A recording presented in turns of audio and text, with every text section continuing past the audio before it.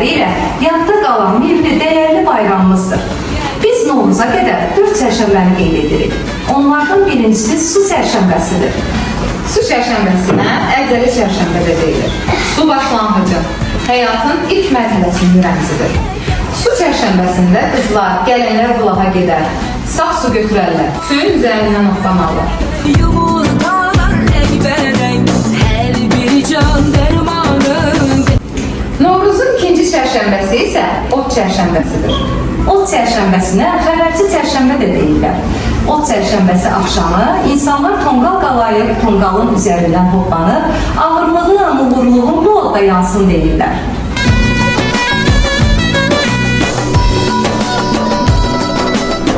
Üçüncü çərşənbəmiz isə yer çərşənbəsidir. Yer çərşənbəsinə küləkli çərşənbə də deyilir.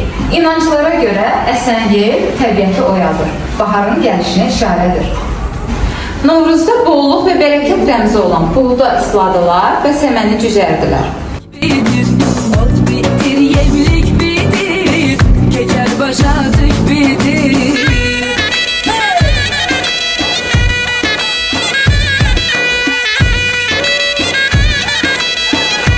Sonuncu çərşənbə isə torpaq çərşənbəsi adlanır. Torpaq çərşənbəsinə ilaxır çərşənbə də deyirlər. Ən əhəmiyyətli və yekun çərşənbədir. Torpaq oyanır, şumlanır və əkinə hazır olur. Novruzda hər evdə alovun rəmzi olan şam yandırırlar. Məclis quraq oynasın, cırtıq quraq oynasın. Qapı pusma da çərşənbənin adətlərindən biridir.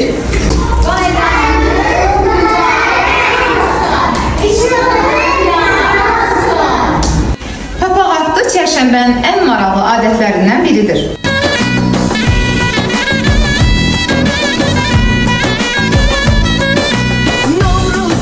Atılan papağı bayram nemətləri ilə doldurar, boş göndərməzlər.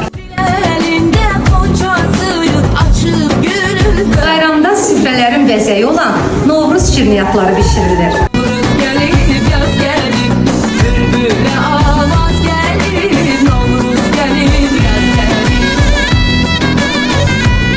Novruzda kobud sözlər işlətmək, küsülü qalmaq olmaz.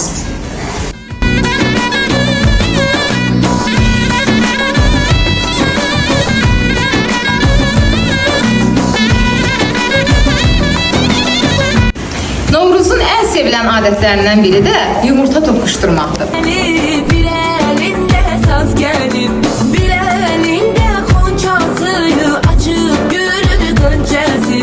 Bülbülə avaz gəlib, İlk çərşənbəniz. Su çərşənbəniz mübarək. avaz gəlib.